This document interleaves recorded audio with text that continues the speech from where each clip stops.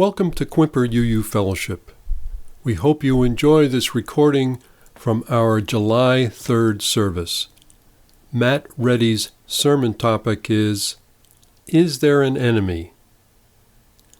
The music following the sermon is Allegro from Sonata Opus 40 No. 2 by Beethoven, performed by Pat Rogers. Thanks for listening. So thank you all for being here today. For today's readings, I selected a couple of my favorite passages from Walden by Henry David Thoreau. I hope no one is too deeply offended, but I'm altering the text slightly to use gender-neutral pronouns. I don't believe it weakens the power. I think it enhances it a bit. I went to the woods because I wished to live deliberately, to front only the essential facts of life, and see if I could not learn what it had to teach, and not when I came to die, discover that I had not lived. I did not wish to live what was not life. Living is so dear. Nor did I wish to practice resignation, unless it was quite necessary. I wanted to live deep and suck out all the marrow of life, to live so sturdily and Spartan-like as to put to rout all that was not life, to cut a broad swath and shave close, to drive life into a corner and reduce it to its lowest terms. And if it proved to be mean, why then to get the whole and genuine meanness of it, and publish its meanness to the world, or if it were sublime, to know it by experience, and be able to give a true account of it in my next excursion. I learned this, at least, by my experiment, that if one advances confidently in the direction of one's dreams, and endeavors to live the life which one has imagined, one will meet with a success unexpected in common hours. You will put some things behind, will pass an invisible boundary. New, universal, and more liberal laws will begin to establish themselves around and within you, or the old laws be expanded and interpreted in your favor in a more liberal sense. And you will live with the license of a higher order of being. In proportion as one simplifies one's life, the laws of the universe will appear less complex, and solitude will not be solitude, nor poverty, poverty, nor weakness, weakness. If you have built castles in the air, your work need not be lost. That is where they should be. Now put the foundations under them. Now I invite you to stand and join us in singing a song that's all about dreaming of a better world. That's a very passionate song which I really enjoy, and it's California Dreaming.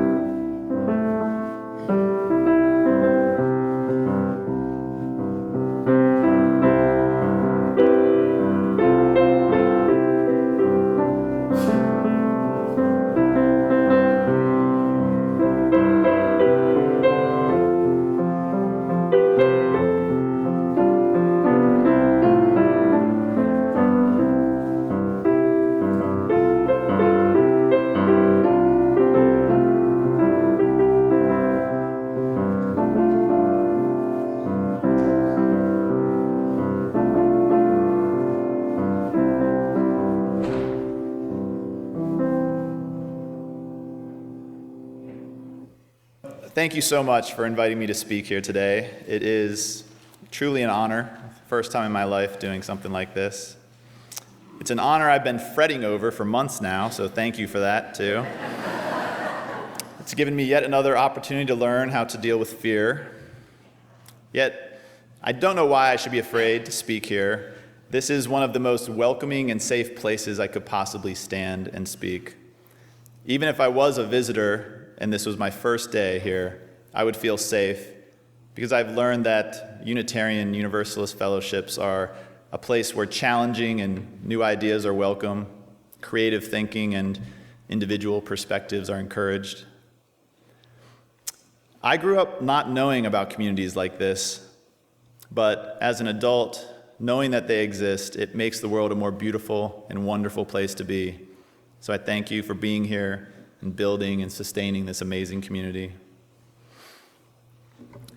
My life so far has been an amazing journey, and I hope it's not over anytime soon. I am endlessly grateful for all that I've experienced, the incredible gifts I've been blessed with, people like yourself I've had for companions and friends and allies. I've been blessed to have had the freedom and opportunity to live the life of a searcher and really an endlessly ambitious dreamer. I've spent most of my life believing there's one goal that I need to focus upon, and that goal is happiness. I've believed it's the duty of every person to nurture their life like they are the steward of a fruit tree. And we are to nourish and protect this tree that is our life so we might grow strong, and then we'd bear fruit that would then enrich the world. And this metaphor still is very true for me. Yet over the past several years, my perspective has shifted. I found that life is not merely about the goal I seek, but I have felt forced to acknowledge there seems to be something in the universe that I am genuinely opposed to, an enemy, a thing I cannot ignore, and that I feel compelled to pay special attention to. This realization and my growing understanding of this enemy has helped shape my life, and so I want to share some of what I've learned about this with you today. To share this with you, I feel I must share with you some insight into my inner journey, some insight into the personal growth and transformation that has occurred within me and my emotions and my consciousness over the last few years. About 5 years ago, my life was in a crisis, a point where I was full of doubt and regret and truly unsure I was living the life that I wanted to live. In this moment of great anxiety and fear, I turned to a practice that had helped me many times throughout my life, and that's meditation, the practice of being still. For me, meditation is a very simple and natural thing. In fact, to me, meditation is like dancing. Dancing is an art that I believe has no absolute rules. You can dance any way you want, you can move any way you want, and as long as at least you believe you are trying to dance, then you are dancing. I will never look down upon a person who is moving to the music in whatever way seems right to them. Dancing is simple, pure, and beautiful in whatever form it emerges. I believe the same is true of meditation. Meditation, in essence, is simply a practice of stopping and being still. It's like pulling your boat to the shore, pausing the journey down the rapids of life, and taking time to reflect, to feel, to see if there is anything you are missing while the world rushes past in our day-to-day lives. And though there are many structured techniques you might learn for meditation, just as there are many structured forms of dance, I prefer in both dance and meditation very little structure. I believe people are best served when they dance and meditate to the beat of the drummer that only they can hear. So 5 years ago, when I recommitted myself to a daily meditation practice, it helped me see where I was and where I wanted to go in this vast and wondrous universe. This practice helped me see with absolute clarity back in 2011 that I needed to join the Occupy Wall Street movement, to join with the people rising up to demand change to the injustice that has infected our country's government, and so I did. Really, for the first time in my life, I became an activist. I helped organize Occupy Port Townsend and eventually helped facilitate dozens of activist meetings and protests here in our community and in other locations around the U.S. This same clarity led me to run for political office, helped guide me during the campaign, which is incredibly stressful. I think it's like giving a sermon every week, which I cannot imagine doing. And my practice of meditation continues to guide and support me as I swim through the filthy waters of politics as I hold office. The clarity from my meditation practice inspired me to travel to Hong Kong and bear witness to their struggle for democracy during their umbrella revolution a few years ago. It also guides me in several projects I'm working on that were mentioned earlier. In fact, I'd say every major decision in my life is not ultimately decided until it reveals itself to be the absolute right choice while I sit in silence on the shore of the river of life in silent meditation. So it was at some point in this journey over the last 5 years that I realized I am not simply pursuing happiness and fulfillment. It became clear I was opposing something. There is something both inside me and outside me that I am working against. And as I said, I felt compelled to understand this something. A meditation teacher I greatly respect is named Jason Siff, who perhaps some of you know. He has visited Port Townsend on several occasions. He wrote a book titled "Thoughts Are Not the Enemy," which in many ways sums up his approach to meditation. He teaches that thoughts and thinking are too often taught to be avoided during meditation. And often, in a way, meditation practitioners start to think of their thoughts as an enemy, something to constantly push away. But he teaches thoughts are not bad. They are something to explore and to feel free to embrace during meditation. And I feel this is true also. As I said earlier, I don't believe in strict rules for meditation. But the title of the book helped me see the question I was trying to answer more clearly. Jason wrote, "Thoughts are not the enemy." And so it sort of begged the question to me, is there an enemy? In fact, I thought maybe even Jason was begging the question, saying thoughts are not the enemy, and yet there was an enemy. I even asked him on one occasion, but he said no, it was just a metaphor. He didn't have an enemy in mind. So I kept searching. So I began searching and meditating on this question, and I considered some of the obvious possibilities. Maybe it's anger, maybe it's hatred, maybe it's pain, suffering, sadness, discomfort, death, tragedy, lust, greed, laziness, fear. But for each of these, I concluded no. None of these things are my enemy. These dark and negative forces, they're all simply parts of life, parts of ourselves. These things come into your life like a relative showing up at your door. And like our relatives, some of these visitors are really unpleasant.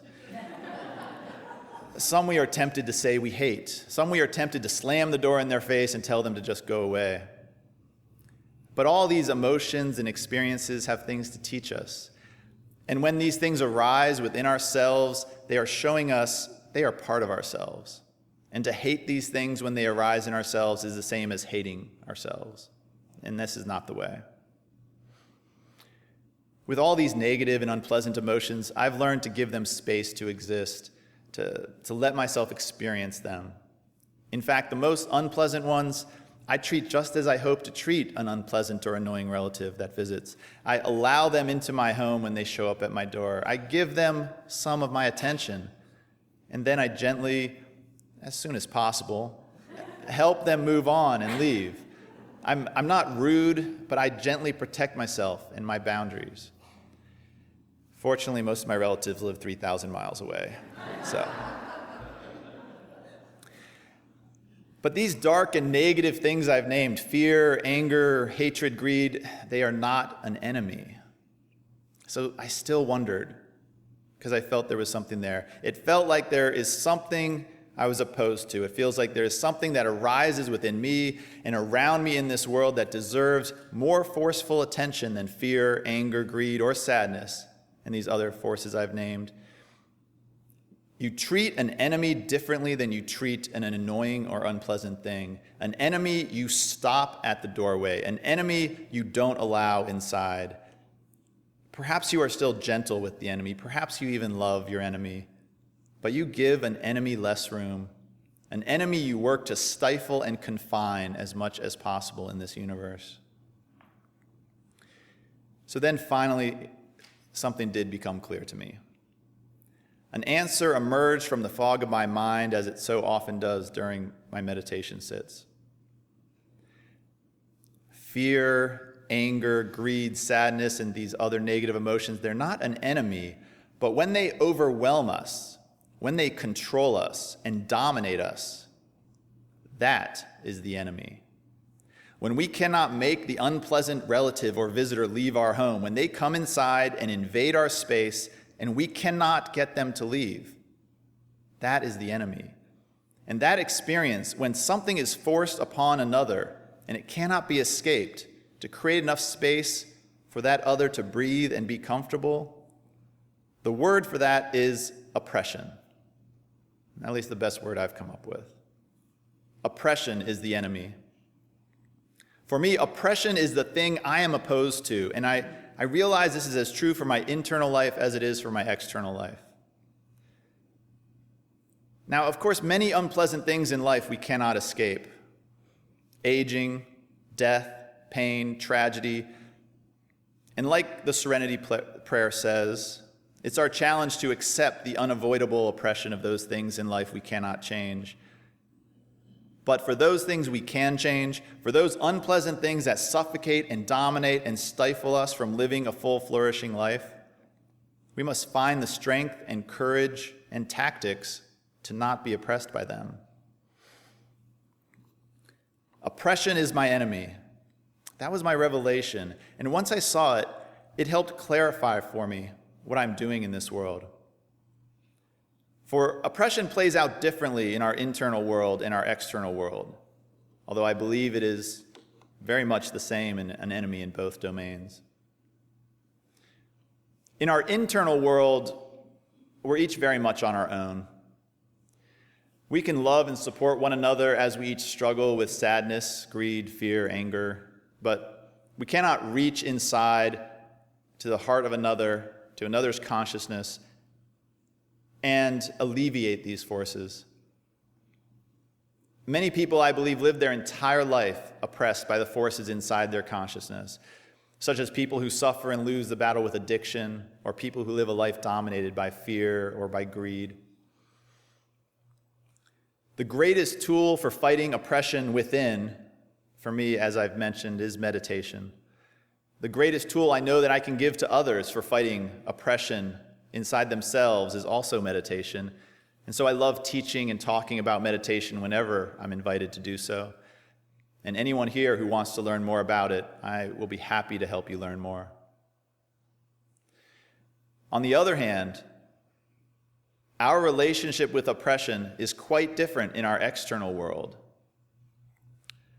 We can work together to address oppression with much more effectiveness in the world at large, because together we create and alleviate oppression in this world by what actions we choose. Oppression is merely the abuse of power. And so the more we learn to see how power flows in any situation, in any social setting, the better we can each become at minimizing it. As I said before, I believe this fellowship, by its very existence, creates a place where less oppression happens. But we can always do better. Oppression is a subtle and nefarious foe. I believe societal oppression is a condition that runs in cycles in our world.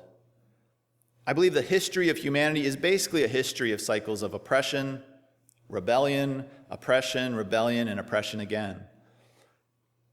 Human history is the story of power being centralized in the hands of the few, and the few, be it kings, queens, oligarchies, elected governments, wealthy elites, or corporate executives.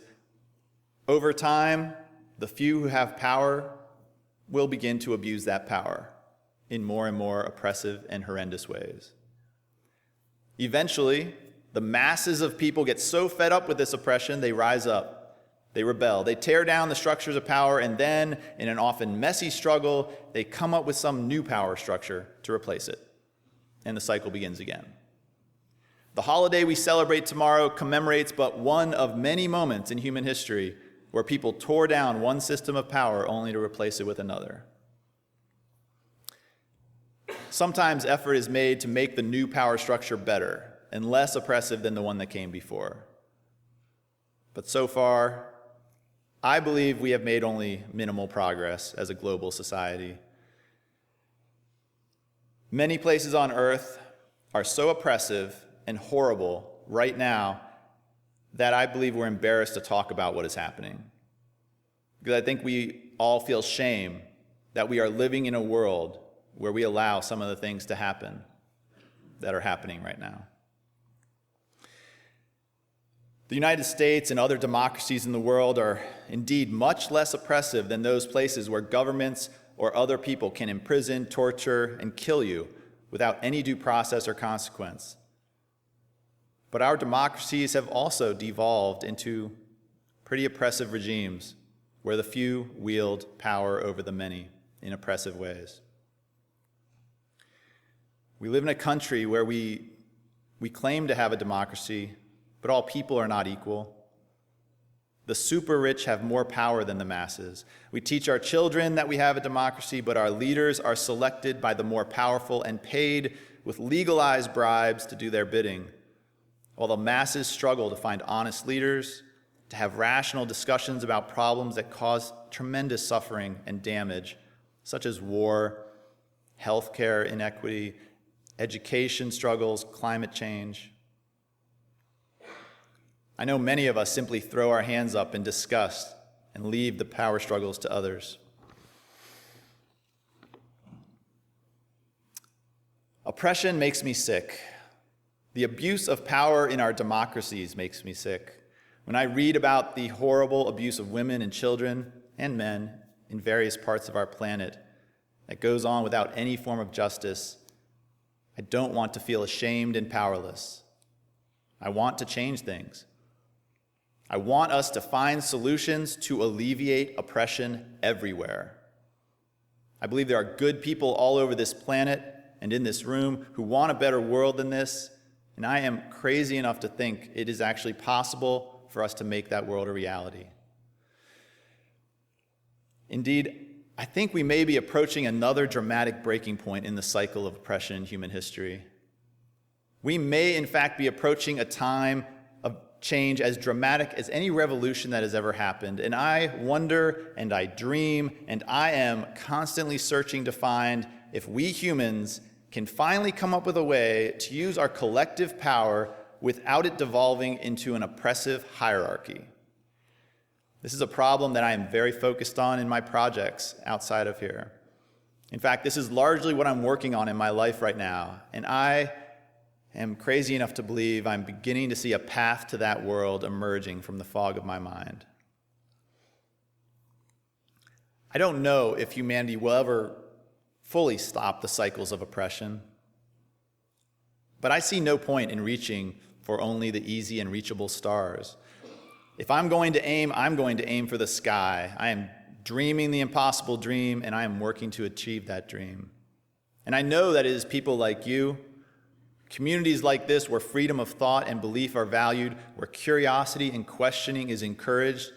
Communities like this will always be a vital key to minimizing the powers of oppression in this world.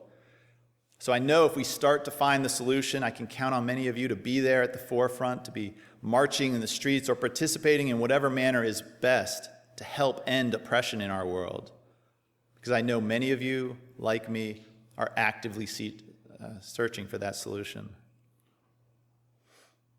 So if you too are searching for that pathway to a better world, a world with less oppression, a world where every person has a real opportunity to live a vibrant, flourishing life, and you think you see something that I don't, or you want to learn more about what I'm doing, please come see me. Let us work together.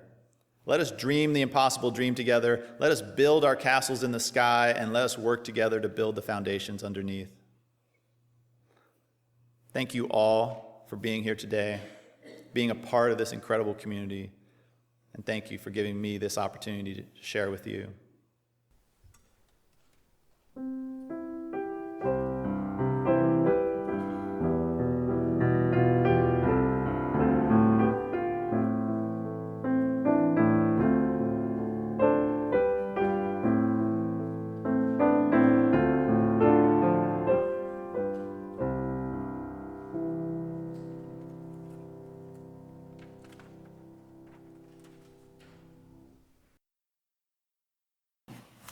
And as Tennyson wrote in his poem Ulysses, "Come, my friends, 'Tis not too late to seek a newer world. Push off and sitting well in order, smite the sounding furrows, for my purpose holds to sail beyond the sunset and the bays of all the western stars until I die. It may be that the gulfs will wash us down. It may be we shall touch the happy isles and see the great Achilles whom we knew. Though much is taken, much abides, and though we are not now that strength which in old days moved earth and heaven, that which we are, we are. One equal temper of heroic hearts, made weak by time and fate, but strong in will, to strive, to seek, to find, and not to yield. Now, we extinguish this flame, but not the truth, not the light of truth, the warmth of community, or the fire of commitment. These we carry in our hearts until we are together again.